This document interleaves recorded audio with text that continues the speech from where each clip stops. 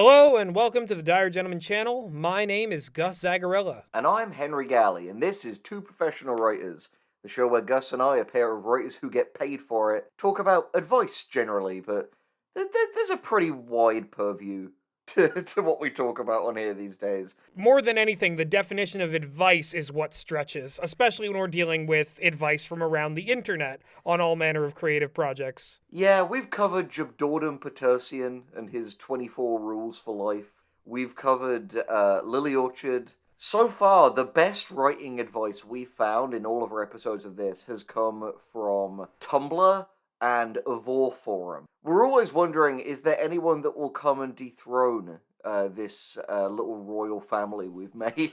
Yeah, and what's fascinating is it seems like forums and social media platforms might be the best place to get writing advice. So that's why we're here this time, to check out some Reddit writing advice. See what the Redditors are saying. See what the Keanu Reeves, Big Chungus, Wholesome 100%, 9 billion karma kings are saying out here on writing. The thing is, I'll admit, I've had some funny experiences with Reddit that I'll probably share little by little over the duration of this. I love some of the stuff I found on Reddit, but man, is it a fucking time sink. Oh, you're kind of a Reddit criminal, Mr. Henry Galley. Oh, you're I a am, dangerous I man. am. The Yeah. funny thing is, I've been a Reddit criminal, and I've had the unique experience of, on Reddit, one of my crimes, which actually was a crime, I was fairly punished for, and the other thing, which was definitely not a crime, but I still got punished for. So, if you want to hear about Henry Galley's various Reddit crimes and the brief period where I was punished for a Reddit crime I didn't commit, stick around. But I'd say other than that, are you ready to just jump into the writing advice of Reddit? Exactly. Give us everything from the smallest subreddit to the largest community. I want to hear all of the wisdom of the Karma Lords. Yeah, so as with the Tumblr, Meg curated that one, I curated this one. Tried to get a good mix of stuff that is interesting, stuff that's a bit silly, stuff that's contentious, and I drew these from the r/writing subreddit for the first half and Ask Reddit on the second half. And continuing the tradition we began with Tumblr, we're going to begin with a bit of a strange one. Are you ready? Fantastic. So this was a comment on the post on the r/writing subreddit where someone was asking about how to stop writer's block, and Representative-Bag89 responded with, "Write words, just words, everyday random words. Do it until you want to write a sentence, random sentences, everyday random sentences. Do it until you want to write thoughts, random thoughts, everyday random thoughts." Bars. That's all I gotta say, right? is bars. Yeah. I'm personally upset that he didn't keep going. It's like, do it until you're writing books, random books, everyday random books. Do it until you're writing collections, random collections, everyday random collections. Do it until you feel like shaping the very direction of Western culture, a random direction for Western culture, everyday random directions for Western cultures. Do it until you want to sculpt human history, random human history, everyday random human history. This would be a neat backstory for like an odd character who's like, this is how I slowly became God. I just became Am from I Have No Mouth, but I Must Scream. Like the evil computer that fucked around with reality. What I love about this as well is it just has such a wonderful Garth Marenghi vibe to it. Because this feels like what follows the all I do is just type letters on a keyboard. It's getting them in the right order. That's the trick. Yeah, no, this is so funny because I imagine looking through the portfolio of someone who's dealt with writer's block this way, and it's just like kumquat, truck, fire hydrant, house, asparagus, celery, bees, bees again. this is how you attract attention with verbal words. Yeah.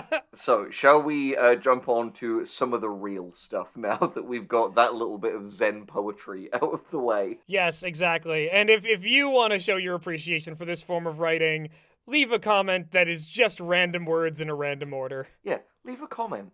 A random comment. An everyday random comment. Every day a random comment. Yeah. Fantastic. That's how we be, baby. Alright, next we have one that kind of came up in the idea of, like, well, just how do you come up with ideas for, like, writing in general? And this is from You Are My Lucky Star 2. Write the back cover of your book first. Work on it until you're certain a casual browser in bookstore a casual browser in bookstore would pick it up for a closer look. When you find that killer premise where conflict, protagonist, setting, and theme work together perfectly and become more than the sum of its parts, all you have to do is live up to the promises that you've made and execute it well. Easier said than done, but at least you'll have an exciting journey ahead of you. How do you feel about that? I think it's an interesting, because, like, as someone who does a lot of, like, screenwriting, I love the idea of, like, get your log line, your premise line really solid. The idea of it being, like, the back cover of the book, isn't that usually controlled by, like, the people who publish the book more so than the author? In their defense, yes, it is. But I think what they're saying here is, like, not, like, literally write what will be, but right, okay, like, how would you sell this plot? Like you said, this is someone who what they're getting at is work on having a killer logline, but they don't quite have the terminology to put it together. But I believe doing it this way, you would still get a positive outcome. And by the way, if you're listening to this and you think, oh, okay, this logline stuff sounds interesting, can I like hear a little bit more about that? I'd really recommend after this checking out another 2 videos on our channel, which is the Disturbing Movie Iceberg Wholesome Edition and We Turn Cute Animes into Nightmares. The former of which Gus had to just like speed come up with a bunch of loglines for disturbing movie titles. And in the other one, I had to come up with a bunch of disturbing loglines for like wholesome anime titles. And if you watch both of those, you'll kind of get a little bit more of our thoughts on like just what it means to come up with a compelling premise that you could then write from. Plus, there's plenty of premises in there that you'd be allowed to take and use if you find any of them inspirational. Exactly. And yeah, apart from that, I think that this as a first bit of advice is honestly pretty good advice. Yeah, exactly. Outline your whole premise and what you are getting at with your work before you start writing. That way you'll know what you're aiming at, even if the exact events don't line up with the plan you had in your head. Exactly, and I mean, if you don't have a good grasp of, as they listed, conflict, protagonist, setting, and theme, and, how those interplay, you're probably gonna have a harder time doing your thing. Don't be wrong, you can be, like, spontaneous, and those things happen, but, like, especially if you're a beginner, it doesn't hurt to do a little bit of planning. Yeah, it's easier to, like, maneuver around some of that stuff once you know the rules, you've achieved kind of a basic understanding, and you know why you're removing some of these elements. Alright, so this next one, I will admit, I included largely because I know it's going to piss Gus off, and as anyone who's followed this channel for a while and has like watched shit like this video isn't funny, you'll know that pissing Gus off amuses me. Alright, so here we go. This is from Marvinator 2003. Sorry, Marvinator 2003. Basically answering the same question as the last one. For me, I start with the idea of the story. From there, I can see who would be taking on this story. The main character, his nemesis, and lastly, the MacGuffin. A good story needs a conflict, something for the main character to overcome or to work through. No one is going to read a story without a good main character. The main character isn't any good without a nemesis. Then in parenthesis, either another character or a fatal flaw of his own which works with the conflict. The thing which propels the story is the MacGuffin. Therein lies your story. Thoughts and feelings? I mean, listen, man, it's the first, we're in the first half hour of this video. There's no way that I'm gonna be going full Gus rant mode yet. You people have to stick it out to get to that. You need to give us a bit of watch time before you get to that shit. Yeah, exactly. That's some premium shit. You know what I'm saying? But anyway, this, I feel like it's not bad advice for beginners. Because, starting off with, well, actually, no, here's my contention. Go I on. think rather than choosing a MacGuffin for your heroes, the way that my first screenwriting teacher taught me was you have your hero, your antagonist, and then you have a dynamic character. You have a third person in the story that influences it in some way. Sometimes this is the hero's love interest. Sometimes this is like a third party who gets involved in some way. Other times it's like a confidant or a best friend or just like a person who's conducting some kind of B plot. But I think that if you want to write a story more founded in characters, then you have your antagonist and your protagonist, and then you have a dynamic character who serves some other function in the story. A good thing for this, which we talked about in our Angel Dust video, is having the protagonist be like in the middle of two extremes. Like Dorothy Gale, the Wicked Witch of the West, and Glinda. Or Luke Skywalker is in between Obi-Wan and Darth Vader.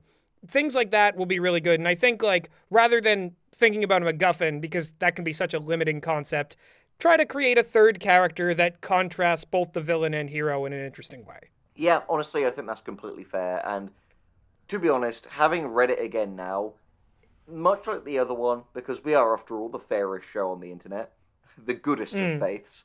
The goodest of boys. This is another thing where, yeah, I honestly don't think this is necessarily bad advice conceptually for a beginner. It's just another case of, kind of iffy terminology. Yeah, no, I think that's the case too. And all I wanted to do was kind of share what my basics were, like what I was taught basically to contrast from this, just so that if anyone's starting out with this, they know kind of what this is getting at in a more broad sense, like how a how a teacher would teach it, Yeah, exactly.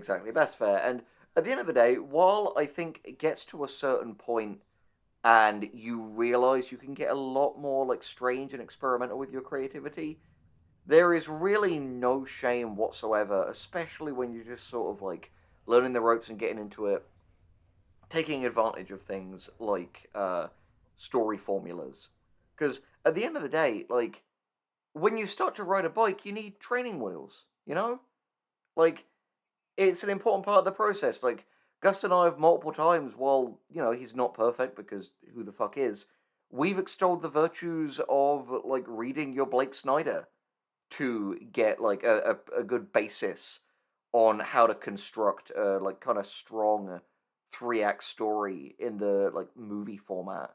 Definitely go and read Blake Snyder's Save the Cat, because even if you disagree with elements of it, your points of disagreement will tell you things about yourself. Exactly. Yeah. And if you want to see where I kind of got my training wheels, I do have a video up on this channel of one of my first narrative works, which was the Jam Fighters. Oh. And that is essentially a very basic story of there's a hero who needs to slay a monster so that he can marry a princess. But it was me just trying out that formula and seeing where it went. And it became a different thing once I started writing it. And granted, this was in middle school, so this was before I started learning any of the basics of storytelling. But, I think it's, I don't know, maybe some people will get something out of that. I mean, to be fair, based on the comments so far, and definitely my reaction to it, it's endearing as hell. And if you'd want to just have a big, stupid grin on your face, go check that out. All right. Ready for the next bit of advice? Aw, shucks. Yeah, I'm ready. Okay. And, just so I don't have to restate with everything, these first few, until I say otherwise, are very much, in the conceptual space. Okay, so, from Ruat Kalem, get a rubber duck. Tell the rubber duck in 3 sentences out loud what your story is about. If it sounds stupid, change it until you've got something to work around. And he lists some examples here. Space ninja with magic tries to stop invading Empire, only to find out evil general is his father. Oh, beautiful. Wizard with blue balls in Chicago solves detective cases while never being able to pay the bills. Humanity has spread to Mars, the Belt, and Earth. The tabletop game Risk, but with 3 factions. Surprise, wormholes, important planet in intergalactic space. Locals work as wage slaves. Holy Jihad regains control of the planet for the locals. Okay, so first one is Star Wars, last one is Dune. What are the middle two? I'm trying to figure it out now. I'm not 100% sure, but are we just gonna gloss over that this is all meant to be said to a rubber duck? The thing is, I actually love this advice because I don't know about you. I actually get incredibly nervous when it comes to like communicating my ideas with people who I like care about and respect, like say you or Meg or like the rest of the Preeps team. Because a lot of the time, like, and Gus can vouch for this, I get to this point where I'll sometimes just say, "Oh, I've come up with a new idea, but I'm not going to tell you anything about it. I'm just going to go write it and show you then." Because I feel like I will sometimes, halfway through an explanation, be like, "Oh God, oh no, this is so much stupider said out loud. There are problems with this that need to be addressed." And this kind of like, metaphorical rubber duck method, I genuinely think is a good way of like putting it out there in the air where it becomes a lot easier to see like if there are any like key conceptual flaws. You'll be like, "Oh, okay, all right, this is something that needs to be worked on. That's a little silly." Yeah, because like I think the key underpinning of this is that like find some object that you can anthropomorphize, but isn't going to like give you any feedback. You'll just be bouncing your own kind of reaction to the story of saying it out loud. And I think that that honestly could be good advice because, like you said, sometimes you'll be like, "Oh, this is stupid. I need to abandon this." Or, and this is even more tragic, you'll get a reaction from someone where they're like, "Oh, that sounds really cool. That sounds like a really good story." And then your brain will tell you, "You did it. You Yeah, have succeeded at like, conveying your story. You no longer need to do the work." And that's the most tragic thing is that essentially your mind will be like, "Ah, been there, done that, move on to the next thing." And you'll never even begin to work on that story if you fully explained it. exactly, because and that is backed up by neuroscience because the same neural reward pathways getting validation for like talking about doing something and getting validation for doing something is the same pathway, and like the incentive of those pathways is often vital in developing the motivation to do a thing. So yeah, grab a duck, grab fucking Phil from Modern Family Funko Pop. Those are real. I saw one of those the other day. Yeah. Grab anything. Grab a dildo. I mean, hold on, let's not get crazy. I think anything with a face, because that's the key. You have to anthropomorphize it a little bit. Though, if you can if you're out there and you've anthropomorphized your dildo, more power to you. I think Draw a that's little pretty face hype. on your dildo. Yeah, that's power. Yeah, exactly. Not with any marker that you wouldn't want to put inside yourself, but Also, just because this is gonna fucking bug me, people watching this right now, if you know what Ruat Kalem is getting at with either Wizard with Blue Balls in Chicago solves detective cases while never being able to pay the bills, and humanity has spread to Mars, the Belt, and Earth, the tabletop game Risk, but with these three factions, surprise, wormholes. If you know what those are, genuinely please tell us in the comments because that's gonna fucking piss me off that I've been able to figure out two of them, but not those.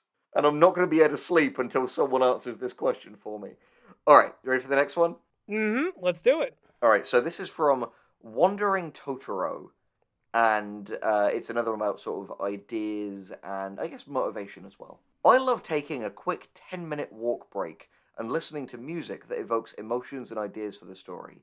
Even though you don't mentally break from it, it shifts my mind to a more intuitive creative style, and that in itself washes the overwhelming feelings away. If the thoughts overwhelm you, don't always shut them off. Just change the way you process them. You never know when the mind will strike gold.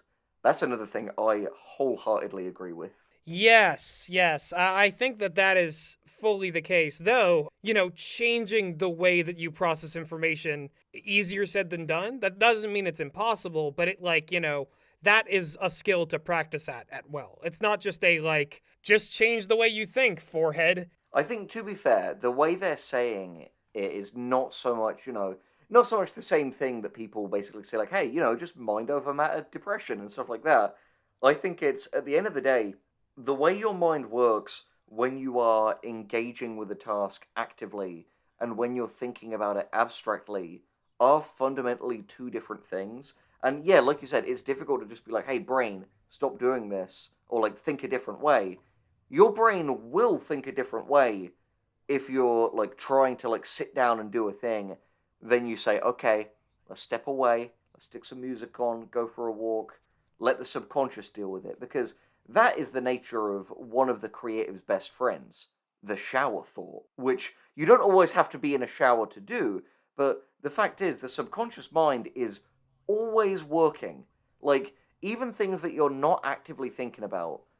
I almost think about it as like a bunch of like little, there's like little rubber balls that if you like throw it down really hard, it'll just fucking ricochet around the room. Yeah. I feel like the mind is like a big auditorium, and every like bit of like knowledge that you gain is a rubber ball that you throw in that auditorium. Each of these rubber balls can't function as an idea. You can't just write about one of these rubber balls. However, if two or more of these rubber balls collide, then you have an idea. But, the head is a big auditorium.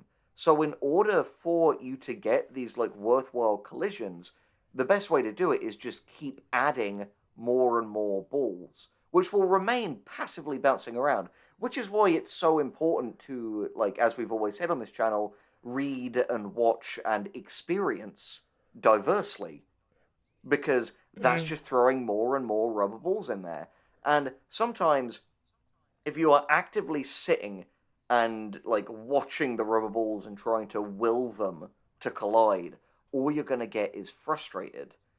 So the best thing you can do is step away, have a walk, and maybe, this is my little addition and amendment to this, it can be immensely valuable to just go and like watch or read or listen to something good, because that will throw a few extra balls in.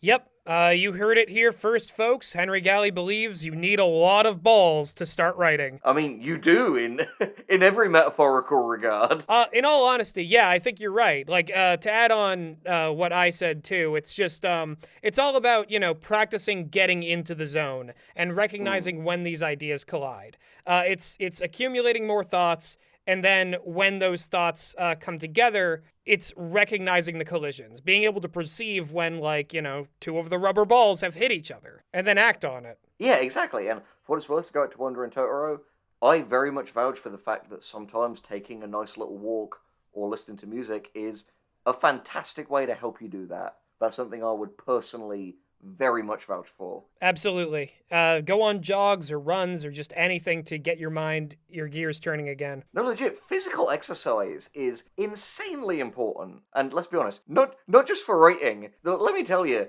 just taking a walk every day will do wonders for your like mental health and your physical health. And here's the thing. Not only will this help you think better, it'll help you be like a little bit healthier in terms of like your writing output. You'll also be going outside and experiencing, like, nature, or at least just, like, strengthening your body as well as your mind. And really, if your body and mind are strengthened, like, that's great. That's living. Yeah, and that's the thing. You need to live to be able to write well. It's why, like, people who only make things that are inspired by other things, the Ernest Clines of the world, just make kind of awkward, stilted stuff that is never going to stand the test of time. And one more thing on this before we go to the next point. And to give people a very specific example, when you go outside and experience, sometimes, like, if you are receptive and are, like, looking for them and are able to recognize them, which, as Gus said, is a skill you can cultivate, ideas just, like, happen to you. Like, I walked out this morning to go donate a bunch of clothes in a clothes bin, and as I walked out the back, there has been workers on the roof that's like outside my flat. I walked out and one of the workers was standing there next to his van, and he and I just had like a little bit of a chat, because it's what polite people do. And midway through, he says to me, "By the way, have you had any kids on your roof?" I said, "Yeah, that is something that we've had some like weird experiences for." And he said, "Yeah, no, I've seen while I was up there working broken slates and footprints on the adjoining parts, which would be right next to where my window is." Oh, And wow. and immediately I thought, okay, here's a fucking story though. Perspective of some like dumb teen who is like running across the roofs because he's fucking bored with his friends, sees something he shouldn't through a window. Suddenly he's enthralled in a story. Danger, excitement, mystery. What's happening? And that never would have happened to me if I didn't step outside. Exactly. And honestly, just going outside, having any amount of experience with the outside world, it's going to turn your stories from, every main character is a writer or every storyline is derived from media you've watched to writing what you know and being able to combine that with all of the media and writing like tips that you've picked up. It's a win-win, honestly. The world is great. It's full of beautiful things, beautiful people. Enjoy it. Absolutely. All right, on to the next one. This is a very short one, but I think it's something that you and I are uniquely qualified to talk about. And it's something we were discussing with our good friend Jasper the other day, who we've written the recently released Less is Morgue episode "Insane in the Medbrain" with, which is a great episode. One of my favorite Less is Morgue episodes to write ever, honestly. Yeah, no, exactly. If you want to hear a sexy, evil British surgeon do surgery on a weird ghoul, go check that out. Oh, by the way, before we hop into this point, quick little aside thing that we'll throw a link down into the description. Jasper is currently raising money to get top surgery because he's trans and it's been deemed medically necessary by a doctor. And if you have some extra cash burning a hole in your wallet, which you haven't donated to the Wonderful Die Gentleman Patreon, we and Jasper would be tremendously grateful for your like generosity if that's something you're able to do, and throw a few bucks his way. We would be incredibly appreciative of that. Absolutely. Jasper's a great guy, and this money would go a long way. So if you can spare it, definitely send something his way. Exactly. GoFundMe link down in the comments. Thank you, thank you, thank you. All right. High Fantasy Snuff, great name, says there's always going to be someone turned on by something. And this was said in response to a question of someone was like, how can I get people to stop sexualizing my characters? Interesting. Huh. The angle I want to approach this from is, let's be very clear for a start. We did the fucking Monster Girl series. Our opinions on this are on the record. There is no excuse, Thermian or otherwise, for ever sexualizing underaged characters in things. It's just flat out wrong and disgusting and illegal, and you just shouldn't fucking do it ever for any reason. But like outside of things like that, when you're talking about like adult characters, at the end of the day, if you're the kind of person who is like, oh, should I include this element or that element? Oh god, will people be turned on by that? Genuinely don't worry about it, because the fact is, as they said, there's always going to be someone turned on by something. So don't let it limit your creative vision. Yeah. I'd say that you've pretty much summed up the entire thing there, Henry. There are definitely like pernicious ways to use sexualization in a story, and I'm sorry, every anime fan ever, but teenagers also count as children. If they're in high school, if they're not adults, if they're coded as people who haven't fully gone through puberty, that's still an issue. Momoe's gonna come knocking on your door with his Glock. With his shotgun. I don't mean to go off on anime because, frankly, if you want good writing, stay away from anime for the most part. So many characters and storylines would be better served if they like stopped being in high school, if they like aged up the characters like 5 to 10 years and just decided like, oh, we're gonna write fully formed individuals instead of these caricatures of adolescents for people who are in dead-end jobs, salaryman positions for the rest of their lives to project their memories of high school onto. I just think it's depressing and it's creepy. And it's an industry-wide problem. And if you think it's not a problem, you probably don't think capitalism's a problem either. And Yeah. I think I called out everyone who has a Miss Kobayashi's Dragon Maid profile picture who's going to be responding to this video. You done did it. But yeah, I think other than those pernicious elements that Gus did a great job of laying out, like, if you're worried about, like, I mean, a very common one in our line of work, creators of Less is Morgue, Direwolf, etc., like, we have a lot of characters who eat people, And we've had people say stuff to us like, oh, like, aren't you worried about, like, Vor people being into this? And it's like, no. Art is meant to evoke reactions and responses in people. If it happens to be that they've been turned on, that's another form of entertainment. And there's nothing wrong with that. Kink is not it's not like you have to avoid this side effect of art. Like, imagine if someone was like, you can watch this movie, it might make you laugh, it might emotionally get to you, but it might also turn you on, which is what you don't want to happen, right? A lot of us would be like, oh, well, that's just one more thing for me to possibly take in as this piece of media's appeal. Yeah, exactly. And I'm ace, by the way, so no one can like jump out in front of this with the what about ace people thing. It's like being turned on isn't always a sex thing as well. Like there's a lot of like sensual stuff in there. The human body and the spectrum that is sexuality is an incredibly complex thing. Don't censor yourself because you fear your art will go into weird places on that spectrum. Yeah, I think at the end of the day, what this advice really comes down to is society has like weird thoughts about like sex, and it approaches it in a way that it doesn't approach any other subject. And I think that like as long as something is an element there that could intrigue audiences and is under the ethical guidelines we've formed in this video acceptable, I think that that's perfectly fine. I think that you want as many ways for your audience to be intrigued as possible. That being said, it is possible to over-sexualize. But that's more of on the author themselves, and that type of author probably wouldn't be complaining about people sexualizing their characters. Yeah, they're too busy. They're too busy jacking it, frankly. Yeah, like I don't think Ralph Bakshi was ever like, why are people sexualizing my movies, Yeah. for example. That's such a funny thought. It was like a straight up pornographer being like, "Why is nobody talking about the dialogue?" Yeah, exactly.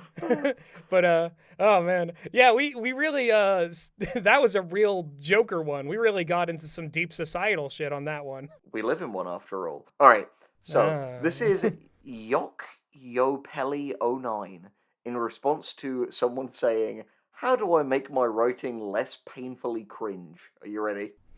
Yeah, how do I make my writing more based? I can't wait to know.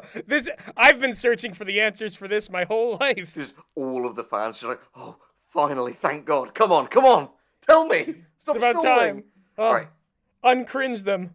They say, part of writing is learning how to be vulnerable. It's much harder to bring emotional truth and depth to the story and characters when you're afraid of being vulnerable.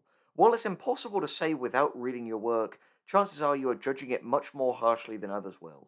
Give yourself permission to feel and depict the emotion you want to convey. You can also make sure that the emotional responses your characters have are proportionate. You can have powerful emotions, but the situation needs to call for it. Avoid overuse of exclamation marks, save powerful descriptions and words for when it matters, and don't overuse strong emotion. And finally, drop the word cringe from your inner dialogue. That mindset will only hold you back.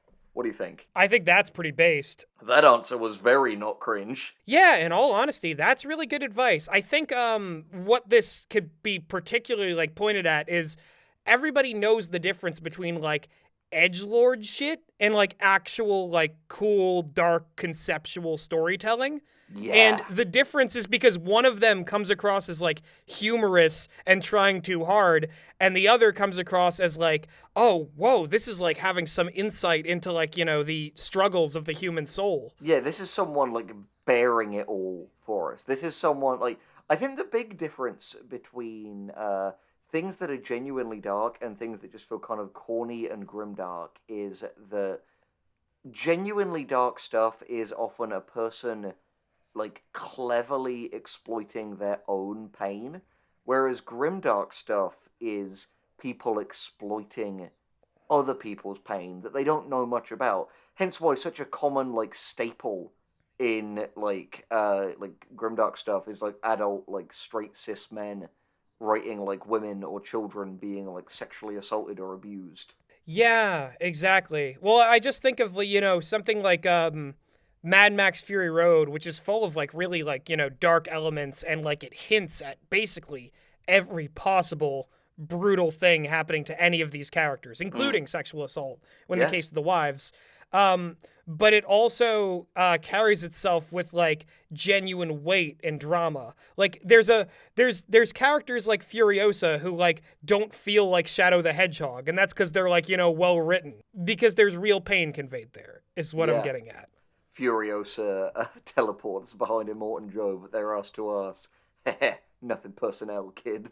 I mean, you joke, but that's kind of how that goes. That's true. In a way. She does kind of show up behind him and say a cool line, and then he dies. And then rip his face off. Oh, sorry. Spoilers.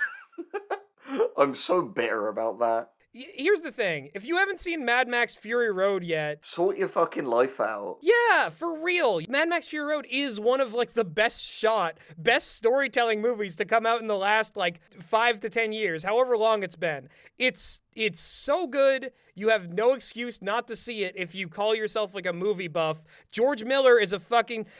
This man put cinematography in like a CG children's movie. He made Happy Feet too, and that movie is shot amazingly. And if you don't know the difference, if you can't tell the difference between like something like Happy Feet and something like you know, whatever thing I'm gonna throw under the bus, because that's what the Boss Baby, yeah. If you can't tell the difference between those cinematography, then like please learn for your own benefit. Did you know there's a Boss Baby symposium happening in Vegas? Different speakers are like discussing the different like thematic and analytical elements of it. I'm going to unbirth myself. No, dude. That's another Vor thing. Wait! Oh fuck! No, I didn't mean it like that. Unbirthing. Oh god. Yeah. See if you can fit the word unbirth into your comment, and we'll know you got this far in. All right. Are you ready for the last post of r/writing before we get into the Ask Reddit stuff? Horrid. Please continue. Yes. So Sigurdius says, if you don't feel like writing, read. Get into someone else's story. This same thing happened to me about a year back, and a good book series I got for Christmas saved me. I hadn't realized just how much reading really feeds my imagination and motivations to write before that. 100%. Yeah, keep on taking in new media. Read, do like whatever you're trying to do, absorb more of that. More context never hurts. Exactly. While the truism of like good writers are good readers can be, you know, a little bit reductive to specifically the writing element, we've always said on this channel, like, you know, to feel them out for earlier, keep throwing them little rubber balls into your head. All right, are you ready for the wisdom of Ask Reddit? So here we've got writing advice that isn't from a dedicated writing advice space. Well, I can only imagine that we're entering the kind of edge of Galaxy or Void Brain. Like, yeah, that's actually this is a fun question. Quick prediction. Do you think, on the whole, the advice will be better or worse than the r/writing stuff? I'm thinking that the r/writing stuff that we've already covered, a lot of that was basic, usable, practical advice. This shit, on the other hand, I have a feeling some of this is going to be like high-octane and crazy, but it's going to provoke conversations that are interesting because we never thought we'd have to address this from this angle. It's going to bring out sides in us we weren't expecting. Then let's get into it. The Weepy Willow Man says, for proofreading, put it down and come back to it later. This works wonders. When you write, you create a script in your head about what your writing is supposed to say. Unconsciously, you will skip, overlook, and fill in any errors without realizing it. Your mind knows what to expect and lays it out prematurely. Put it down, give your memory cache time to clear, and read it all again later. All of the mistakes will stand out like they were highlighted. Bang! That's good. That's good. That's a good structural thing, and that's also literally what you and I have done, like with some of our side projects, like our pilot scripts, where we've put them down for a while, and then we've come back to just fix the clerical errors and like structure and storytelling errors. Yep, something that I think is, as Gus discussed, yes, this is a method we use, but we've built another thing into it that I'm going to impart for everyone watching this to enjoy. Something that I call the palate cleanser. Yes, do what it says here. Leave like this space between finishing the first draft and starting the next one. But I would say for maximum results, in between those two things, start working on the first draft of a different thing. And then revisit the first draft of the previous thing when you've finished this one. This like new one. So you've got this constant like A/B process of write, edit, but you're never writing and editing the same thing back to back. Yeah, exactly. And then, when you keep doing that, once you've gotten like a sufficient amount of drafts on either the A or the B, you introduce a new A or B, and then you're in this cycle of constantly making and perfecting things without ever getting burned on any particular project. Exactly. It's a great way of kind of systematizing creativity while still leaving yourself with a great deal of creative freedom project to project. Yeah, and I think this obviously I think we've covered this at different times throughout many different videos, but I want to say this because a lot of people get this wrong. Some things are always worth repeating. I think that a lot of people, especially people who are starting out, need to understand that your 5 to 10 year passion project maybe isn't the first thing you should write. You shouldn't always write the one thing that is like your sprawling epic that like you think will be your magnum opus. Honestly, if you try to write it now when you're just starting out, it's not going to be that great.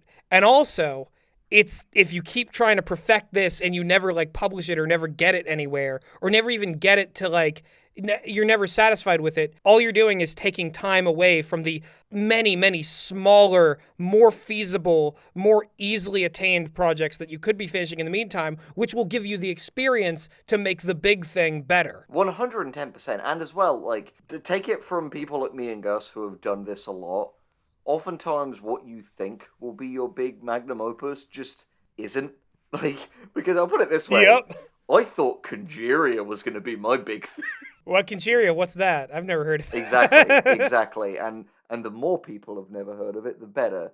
Though again, if you want to, see how I've improved from the past to less is more, go check out Conjuria. It's pretty lame. Mm-hmm. I even wrote an episode of it on the Shudder platform. I was complicit. You got the Shudder exclusive. Now AMC deal, baby. Hashtag not sponsored. Okay, so next we have altruistic, spelt weird. Look at every sentence and paragraph and challenge it by asking, so what? Who cares? If you have written something purely to boost your own ego, consider deleting it entirely.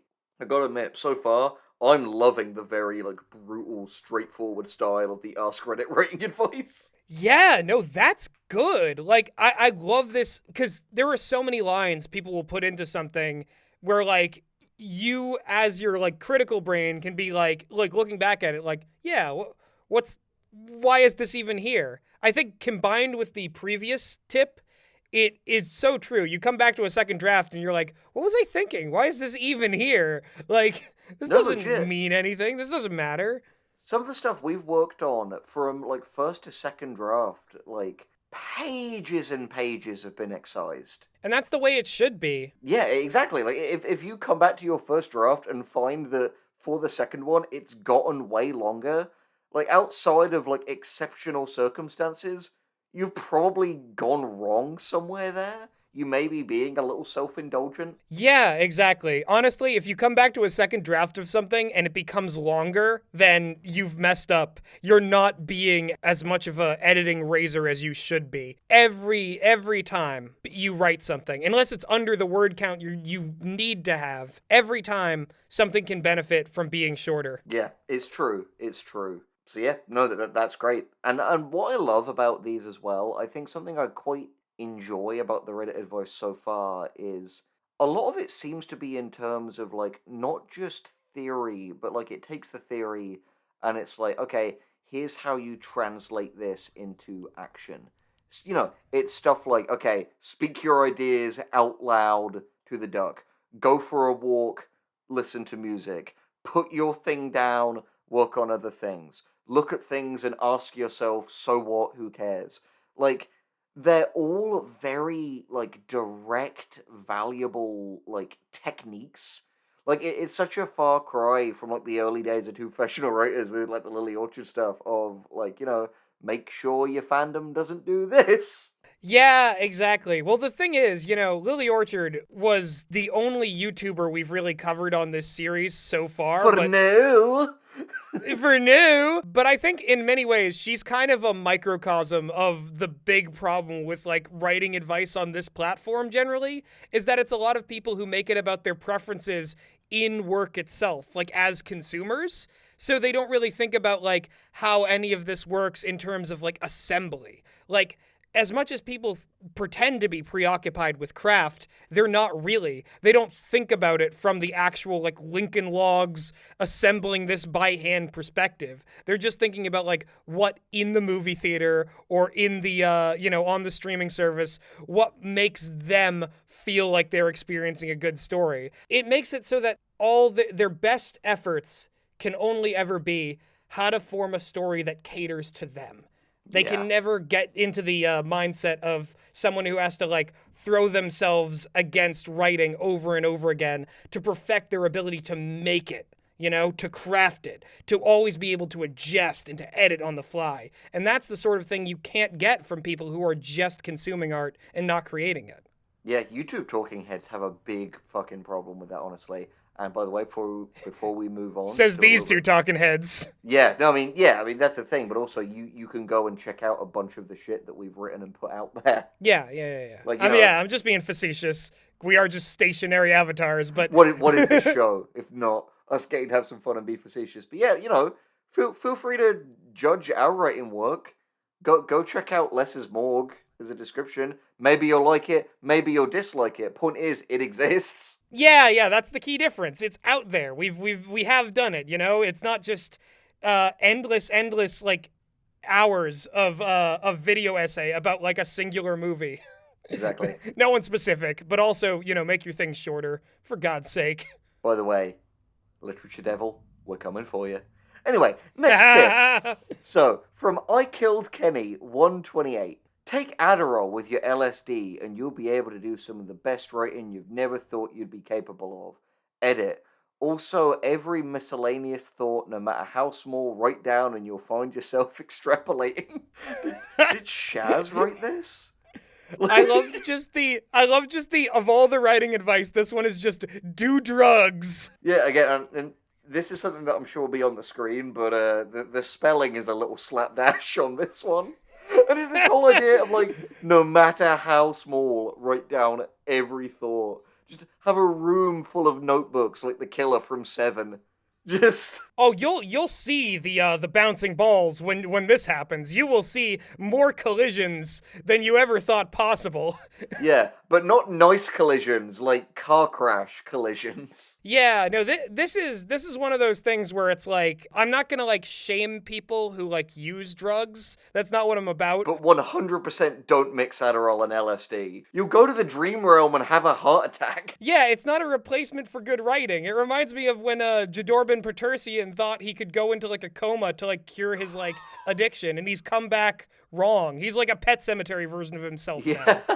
Sometimes dead is better. But yeah, no, that's true. I think that is just a bit of advice from like Shaz or Floros that somehow worked its way in. So yeah, we do not like, what you do with your own body and what you put into it is your own business. But I definitely don't put my official endorsement on this, and you can't blame me if you go do that and then get trapped being like Freddy Krueger's personal ball washer. Yeah, do or don't do drugs for your own reasons, but it's not writing. Yeah, exactly. All right, next we have Polosexual. They say, the best writing advice you'll get is good editing advice. I share this with everyone I've ever edited and it hits home every time. I always keep this in mind when I'm cutting. And it's a quote from the writer Erin Bow. No writing is wasted. Did you know that sourdough from San Francisco is leavened partly by a bacteria called Lactobacillus sanfranesis? I'm so sorry. It's okay. It's not someone's name. You're not going to offend the bacteria. That's true. It is native to the soil there and does not do well elsewhere. But any kitchen can become an ecosystem. If you bake a lot, your kitchen will become a happy home to wild yeasts, and all your bread will taste better. Even a failed loaf is not wasted. Likewise, cheesemakers wash the dairy floor with whey. Tomato gardeners compost with rotten tomatoes. No writing is wasted. The words you can't put in your book can wash the floor, live in the soil, lurk around in the air. They will make your next words better. Yes. That's a really cool quote. That is a very good quote. Like, not only is this person correct in, like, the best advice is editing advice, because we've been saying that throughout this video. Yeah, writing is rewriting, as the old cliche goes. Exactly. But this quote is so good because it is just so true. Like, the more words you've put to the page, even ones you don't use, even ones that never make it into the final project, you're creating the more bouncing balls. I'm sorry that this weird metaphor has taken over the episode. I think the Henry Galley bouncing balls thing is, way better than this, like, frou-frou, like, French cooks and, San gardeners. Francisco like, bakery. We're talking about some coastal elites over here. Our nuttiest commenters will appreciate that one. You eat anything that isn't just shooting a cow in the head and fucking devouring it there and then, like a zombie? I'm telling you, man, I'm such a big manly man that I consist entirely on a diet of balls. All I do is eat balls, be balls, have balls, do balls, all day long. And then they bounce around in my head and give me ideas. Wait, no, I think that may just be the prions. Balls, balls, balls, balls, balls. I need more drugs. I'm tripping balls.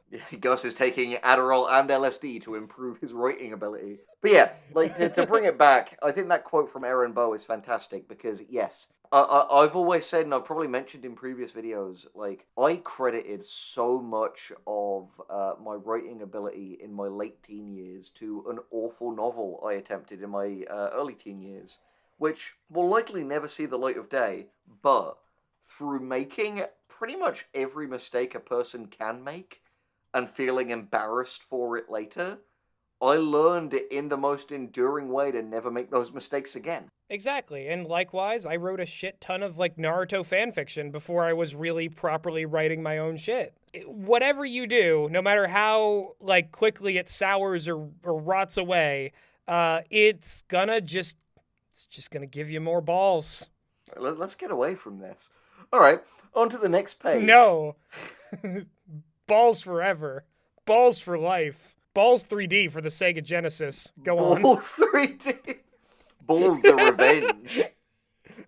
Balls now with smell-o-vision. Yes. Balls the spin-off series. I've got big balls, and he's got big balls, and she's got big balls, but we've got the biggest balls of them all. I feel like my mind is melting in real time. You can tell we're approaching the hour mark.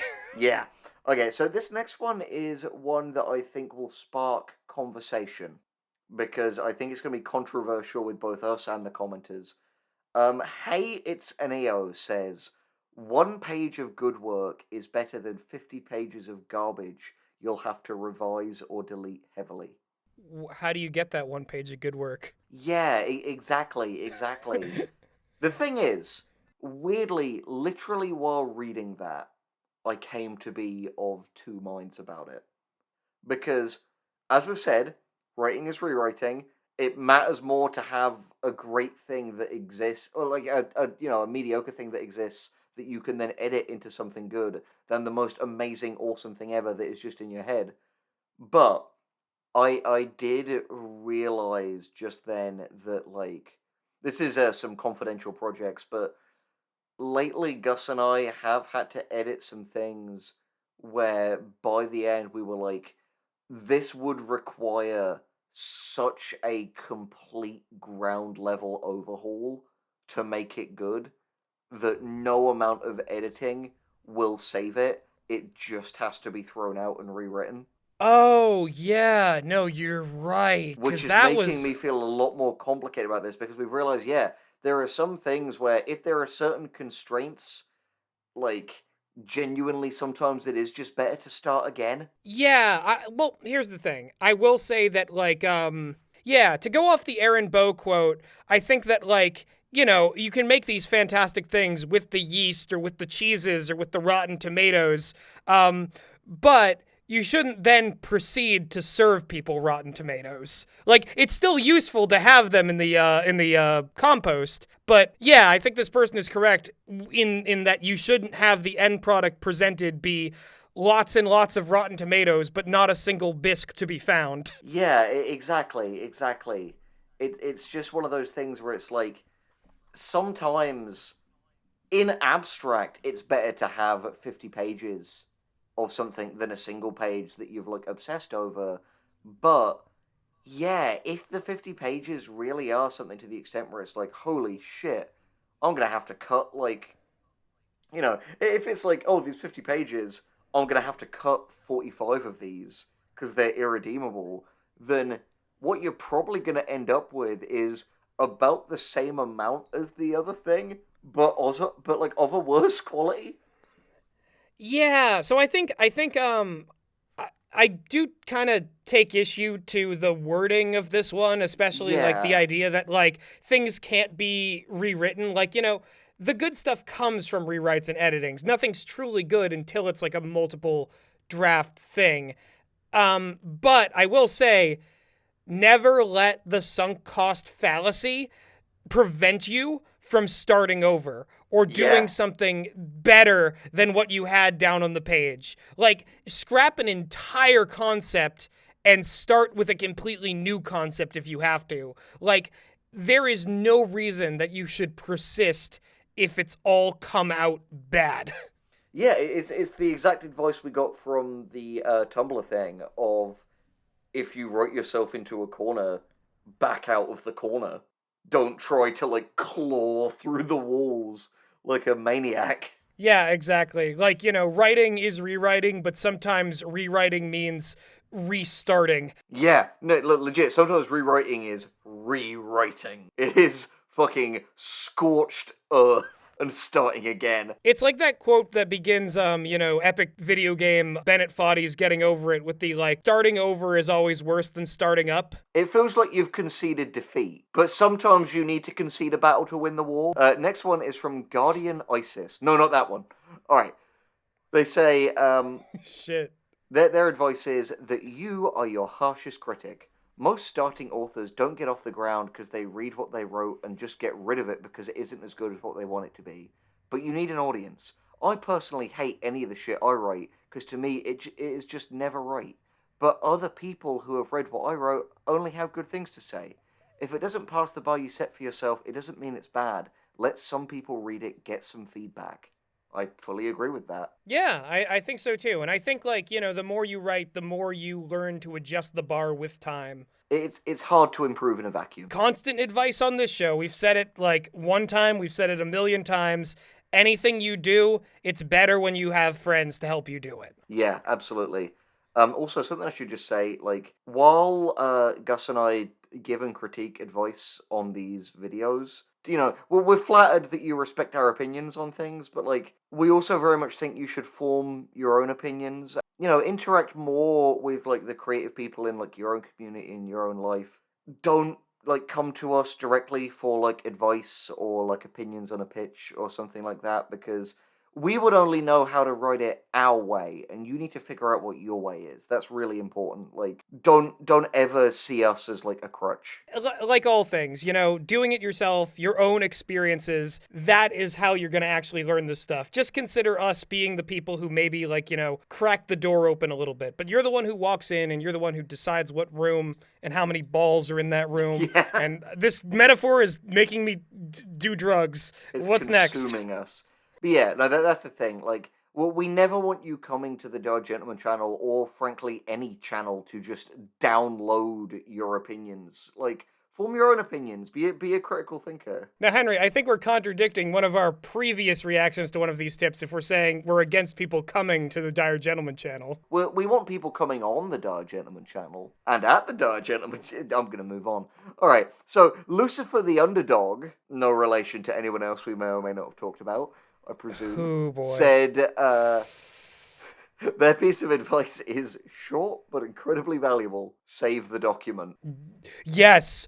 Oh my God. If you are working God. on something right now, this is your reminder. Save. Click save. Turn on autosave if that's a thing. Save, save, save, save. If you're drawing and you have our voices in the background, save. If you're doing anything, save the document as many times. Comment down below if you've ever not saved and it's fucked you. Like, Yeah. if you've lost something, comment, like, I dropped my spaghetti if you've ever lost a document. No, legit, like, serious piece of advice right now. Not only save your shit, but get, like, Google Drive or Dropbox. I'd definitely say Google Drive. Dropbox is fucking annoying. But, like, get some, like, cloud-based service and, like, back up all of your shit on that. Because not only do you never know when, like, a document will close or whatever, you never know when your tech will just straight up fucking fail on you. So always have contingencies and save regularly. Yeah, I remember when I was a little baby lad, and I was doing like stop motion videos on like in archaic software, Digital Blue, and I had like it's like frame by frame, and I had done this whole stop motion movie that was going to be about 10 minutes long, and it didn't save, and Yeah. for the rest of that day, I was like, I don't even want to think about making a movie. I'm not doing it for like a week. I was so sad. I was so upset because I knew, even in that kid state, I'm like, I can't redo this. I can't get back the time I invested in this. I'm gonna go run around outside because I'm a fucking kid. I can't. This is my weekend. This is my one time away from elementary school. You could tell that this Traumatized. traumatized me. It's formed my whole reaction to this tip, and I just don't be like me. Yeah. Don't live with the thought of what could have been. It's the real life equivalent of that cartoon cliche that's like, you filmed a whole thing, but you left the lens cap on. Yep, when that shit happens, it fucking sucks. Like, that's a weird fucking trope, because, like, most modern cameras have, like, digital viewfinders. So you'd see if just, like, the little viewfinder was just fucking black. Yeah, exactly. You'd have to be like very incompetent to have that happen to you, but at the same time, it's incompetent not to save. You gotta save your stuff. This is the most important. This Yeah. is so important. Exactly. It doesn't matter how good your writing is. If it gets fucking, like, wiped to oblivion every time, it doesn't matter. And if you're down there and being like, I write everything down in notebooks, I don't have to worry about this, haha. All I have to say is, good for you, Yeah. man. Good for you. If you write every writing you do in notebooks, all I have to say is, like, please don't murder us. So, are you ready for this next one? This one, I gotta say, I'm going to read it in two parts because it starts with one of the best mic drops I have ever seen. I'm ready. The thing is, I'm ready. you will know when it happens. So, this is an exchange, an A, B, and an A again. Alright, so, first person, Rilk Spawn, says, your writing isn't sacred, editors will change it, get over it. And Marngriff says, does change sometimes mean destroy? And Rilkspawn says, if you think it's sacred, it will always mean that. Oh, that's so good. Oh That's my god. cool as hell. That's fucking cold. Like, that's like something from a movie. Yeah. And that's the thing. It's so true because the person that Rilkspawn is responding to is being too precious. Yeah. If they think that their writing can be destroyed by editors, then chances are it's not great. And they're too attached to the ideas in there. Like at Less's Morgue, we all write in a writing room. Our stuff goes through like multiple drafts, multiple editors. We do table reads to make sure like all the lines are there. We might fight for a line or two to like remain in there, but at no point are we like, you're interfering with my artistic vision. Because at the end of the day, the full product, the full totality of everyone's skills, of everyone's insights matters more than anyone's ego. And that should be true in all writing. Exactly. It's the fucking Jacob's Ladder thing. Because the whole thing about Jacob's Ladder is, it's a movie, okay, spoilers for Jacob's Ladder, movie from fucking 1997, it's great, go watch it.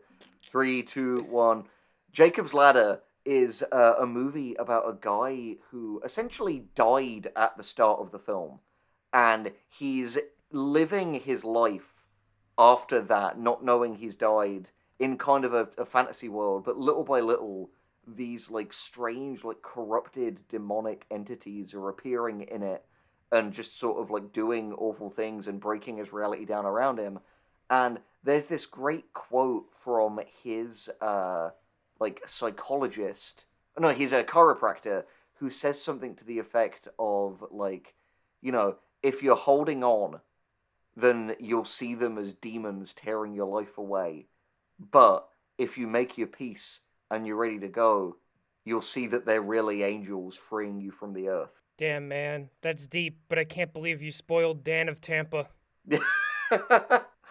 Fucking devastating. But yeah, like it's that thing of at the end of the day, like your perspective on things matters so much. The rest of Rookspawn's comment after that devastating mic drop was, on rare occasions it can actually mean that, but in my experience that almost never happens. Editors' jobs are to make you look good and to hit a degree of professionalism for their publisher. If your writing is truly off the board, unique and innovative, then it would take a special editor. But most writing isn't unique, and after their experience in the industry, editors have a knack for knowing exactly what to do. I feel like not just writers, but like auteurs on the internet or aspiring auteurs always imagine anyone doing any kind of like side work or like, like editing or consulting. They always imagine them as these like cold suits who are just there to like, the Doug impose Walker their approach will. of like everyone is Yeah. just evil executives, but the chart says, Yeah, exactly. You are everything wrong with entertainment. Now, which is so funny because most of the time it's just like bots taking stuff down. It's like a dude angrily arguing with a chat bot. Yeah, I think at the end of the day, people got to realize that like editors, critics, all these people are just as passionate as like writers and cinematographers and anyone else. Like it's a multiple way street. Now that's not saying that every single person is good at all of these things when they claim to be them, but chances are if you don't want to get edited, you're not good at being a writer. So don't begin to criticize anyone else until you can take criticism. Yeah, and exactly like Rookspawn said, it reflects badly on the editor if the final product is bad. You have the same interest in this. Yeah, exactly. Which incidentally links quite nicely to the next thing from UC Booties. Characters need to want something. I know this sounds super obvious, but often if the action is falling flat, it is because the characters don't have real motivation. Most readers and editors like to read stories about people. Therefore, the action in your story should largely be driven by the characters, not coincidence or happenstance. Make sure you take a step back from time to time and think about what your characters want and how they are going to achieve it. Like, it's simple, but it never stops being true. Yeah, definitely. Yeah, 100%, 100%. We have our second to last thing, Uncle1313. I think this was something that was on a thread that was like, what's the worst advice you've been given?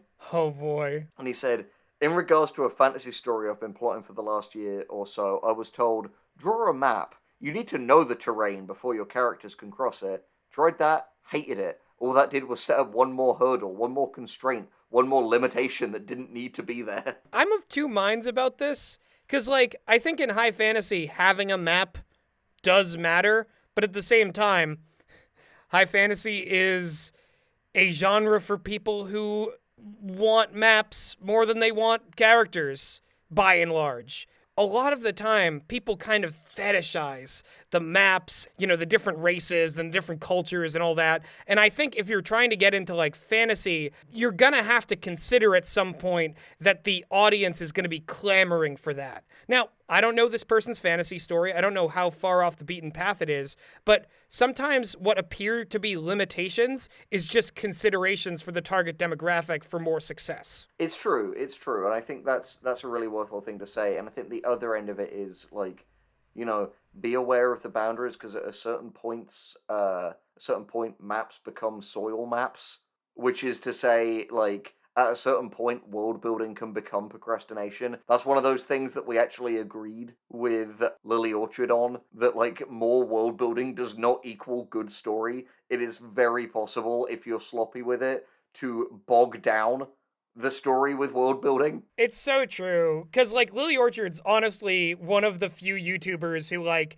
doesn't have this like fetishization of hard magic systems. Like the harder the better, the more extraneous rules the better, and like the more like countries and spots on the map you can fill out, the better and more fleshed out the story is. Like she's actually been staunchly against that for her entire career, and for good reason. Lily is kind of a contrarian at times, but that is the overwhelming prevailing opinion, and she's not wrong for pointing out that so many people uncritically accept that opinion as being like a good component of storytelling without really unpacking why or where it works in specific stories. Yeah, exactly. And that, I think, harkens back to one of our central points of Two Professional Writers, that, like, we're here to be nuanced. We will call good advice, and bad advice, regardless of who or where it comes from. Exactly, exactly. Just, you don't need soil maps. I'm just saying you don't need soil maps. Unless the soil is a plot point, like, then, okay, then maybe. But, like, the fact is, as well, if you find there is a really interesting element of your world building that the story doesn't really touch, newsflash, you're telling the wrong story. Yeah, yeah, if you want to tell the soil story, then by all means tell the soil story. Then you can have your soil maps, but you don't need like history of trade, the expansion across this entire planet if your story takes place in like one village Yeah, where like, a supernatural cult is taking place. You don't need that extraneous information unless you've incorporated it just to spite me, in which case fuck you, man. We're yeah, almost at the end. Don't exactly, throw curveballs when you know what I'm saying is good advice, all right? Don't sass me, exactly, boy. Uncle exactly. Gus is getting steamed. Yeah, Uncle Gus is fucking rocking real hard on that rocking chair. Oh boy, I'm gonna put a groove in this porch. And I think what we'll do is, we're in the last couple of minutes, we'll finish this video on the story of my Reddit crimes. Yes, yes. Because, yeah, I think on the whole, Reddit, much like Tumblr, has been much heavier, like, good advice than bad. It's just as a nature of the fact that Reddit's a bit more mainstream, it's been, slightly more general advice. That'd basically be my conclusion on it. Yeah, and I think what it is it just goes to show that, like, the best advice seems to come from a lot of varied people who are clearly passionate about the subject and who are being specifically asked about it, rather than, like, random iconoclasts or ideologues on the internet who want to tell you to write in a way that specifically is good for them. Like, Bezos, Peterson, Lily to an extent, all fall into this Chuck. category.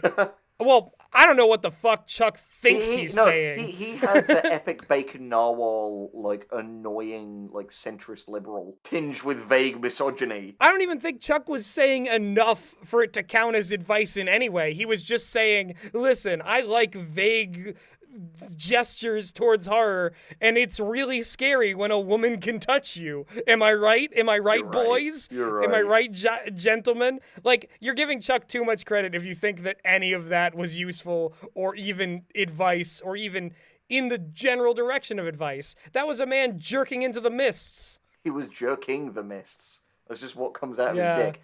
Anyway, so I'll flip through some of my Reddit crimes. First one, I'll go over these both pretty briefly because this first one you can get a much, like, heavier look into by watching our video, The Heads of Sierra Blanca, A Tale of Hubris, which is long, but it's fucking insane and is worth watching it if you want to hear about, you know, mad shit involving times I've worked with Danny Trejo and Newman from Seinfeld. As part of that insane job, my boss forced me to try to spread fake news on Reddit that ended up getting me shadow banned for a period of time. It's unreal, dude. And to be fair, I fucking deserved it that time. I was being a little shitheel on that. For money, granted, not for love. But, yeah, no, I was in the wrong. That was a fair cop on Reddit for me to do that. Certainly not for glory. Yeah, no, it's the most... I was a truly inglorious bastard in that time. But the one that I'm still on some level a little bit pissed about is, now and then, like, I used to work for the No Sleep podcast, but I would also post stories on the unaffiliated No Sleep subreddit that it gets its name from. And a story I posted on there a while back was about a mother, like, tracking and attempting to, like, get revenge on and kill the monster that killed her child, that is, like, assuming the form of, like, a student at a local college. And she, like, hunts it down and, like, has a confrontation with it, and it ends on the implication that like, while it gets away, she manages to wound it and she's gonna, like, keep going for it, but Reddit has this kind, like, No Sleep specifically has this kind of annoying thing where all of the comments have to be, like, in character, acting as though the story is real. And the way that Reddit works is if you get like popular enough on the subreddit, it will end up on like one of the main pages where it's just curating like all of the hot posts from loads of different subreddits. And some fucking moron read this story about a woman like hunting down and trying to kill an actual like demon that like ate her son and reported it for like threatening violence against this like fictitious demon woman, and the story got banned by Reddit's quote anti-evil team with no way of appealing it. So that's just fucking gone. Jeez, an And it's such a bummer anti-evil team? yeah, I mean that's Reddit trying to do. It's like, oh look how cute and funny and memey we are, epic wholesome Chungus 100. Yeah, Because our like moderation team is called the anti-evil team, but it felt like just such a fucking slap in the face to see it in this man. context of like a story of mine getting erroneously removed because some Oh my dipshit couldn't god. tell the difference between fiction and reality. That is wild, man. I can't believe you survived an encounter with the The anti-evil evil team. team, the most elite Reddit warriors. Oh my god. Fucking hell. If you've finished the video and you're the true Chad, I need you to help fight for my civil rights on this. I need you to comment hashtag justice for Henry and tell the anti-evil team that they deserve to reinstate my story. Hashtag justice for Henry, god damn it. I was robbed! Exactly. Justice for Henry. Call out the anti-evil team. Yeah. And you know what? At this point in time, based on what they did to my friend and fellow writer, I think that we should form an evil team to Yeah. combat this anti-evil team. Everyone, Yeah. leave a comment if you would join the evil team. Yeah, comment hashtag Evil justice for team. Henry and tell us you're gonna join Team Evil. We're the fucking Yes, bad join- boys of writing. Join Team Exactly. Evil. Hashtag justice for Henry. Like every superhero, the anti-evil team have created their own enemies. We are Team Evil. We're here to stay, and we're here to get justice for Henry Galley. Hashtag Team Evil. Hashtag justice for Henry. Goodbye, everybody. Anti-evil team, let's go!